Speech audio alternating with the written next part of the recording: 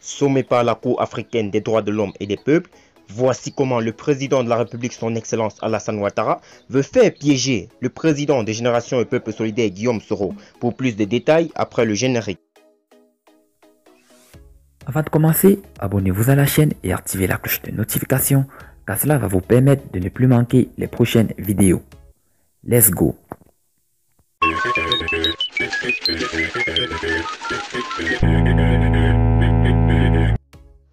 Les avocats de l'État ivoirien ont réagi à la décision de la Cour africaine ordonnant la suspension du mandat d'arrêt émis contre Guillaume Soro et la levée des mandats de dépôt décernés contre 18 de ses proches.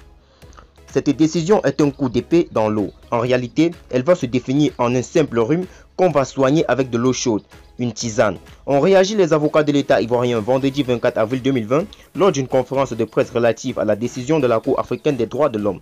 Dans son arrêt, l'institution judiciaire panafricaine ordonnait la suspension du mandat d'arrêt international émis par la justice ivoirienne contre Guillaume Soro, ancien chef du Parlement et candidat déclaré à la prochaine élection présidentielle.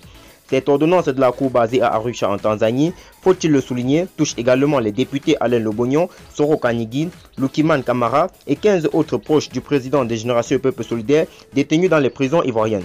Une décision que les avocats de l'État ivoirien qualifient d'incompréhensible pour eux. Il appartient à l'État d'apprécier son exécution. Il ne nous appartient pas de décider en lieu et place de la Côte d'Ivoire. L'exécution relève d'un organe politique, ce qui voudra dire que l'exécution des décisions de la Cour relève d'une initiative politique. Il appartient à l'État souverain d'apprécier et de se déterminer ainsi qu'il avisera. A réagi M. Abdoulaye Ben Meïté à la question de savoir si l'État ivoirien se conforme à l'exécution ou non de l'arrêt de la Cour africaine.